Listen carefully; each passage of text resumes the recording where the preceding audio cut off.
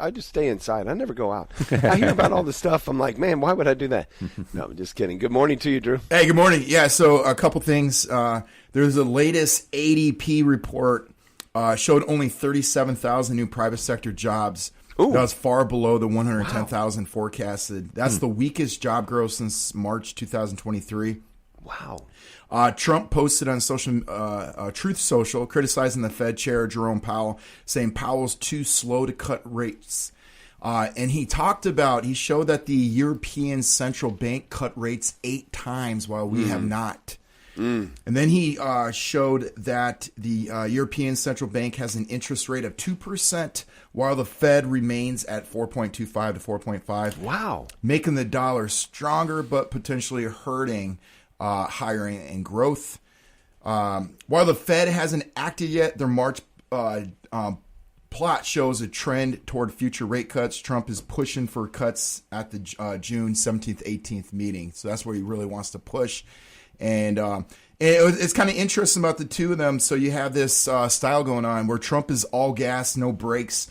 He wants rapid growth, aggressive rate cuts, and fast economic action. And I think the reason behind that is because of the debt crisis that Trump wants to move the economy so fast where it makes the debt not that large.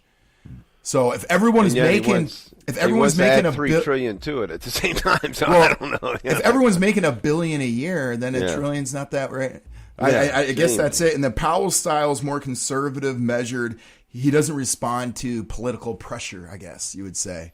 But maybe there's wisdom in that independence at the end of the day. It could be. I mean, so we say this in economic thought. In the long run, money is neutral, as in it has nothing to do in the long run. It's only short-term aspect. Money's like someone who's very emotional, like you're trying to control the person's emotions during the day. But in the long run, in the 10-year, 20-year span, it really doesn't do anything.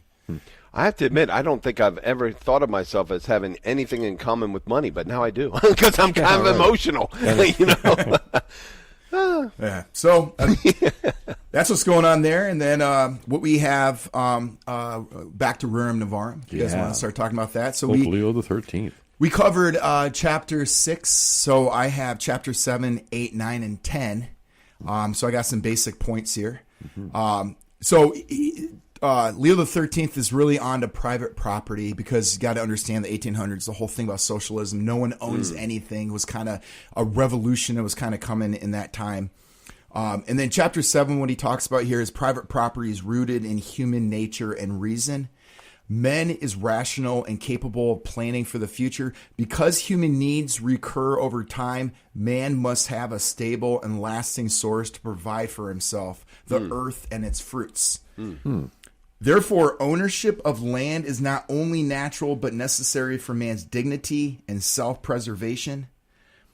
And then I love this line here, is that man has a right to provide for himself before any political structure was ever formed. So before that even happened, God created man and how the earth is set up. And then chapter 8 is the universal destination of goods and limits of state power, Leo XIII goes into.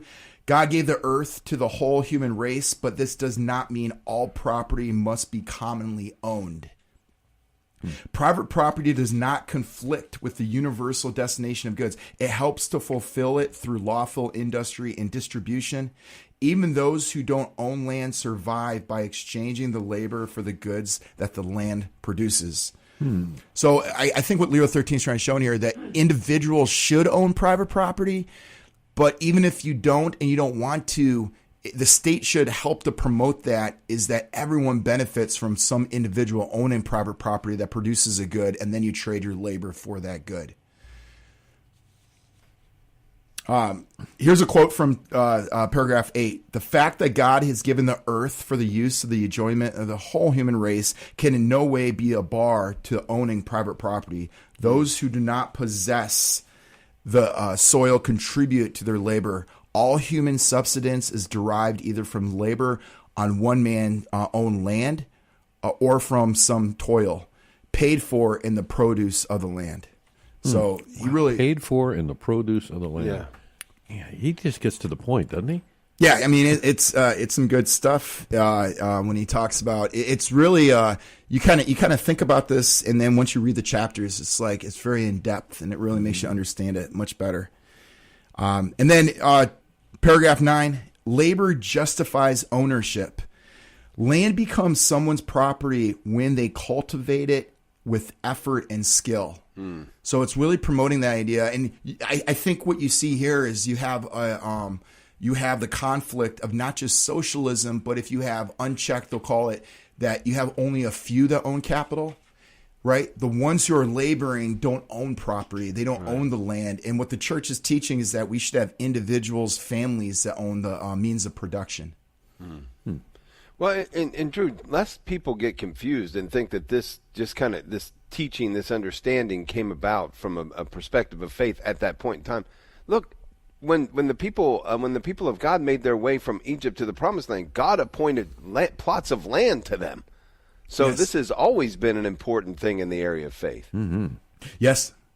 And here's a quote from chapter 9. When a man thus turns the activity of his mind and strength of his body toward procuring the fruits of nature, he makes his own that portion of nature's field which he cultivates. It cannot be but just that he should possess the portion as his very own.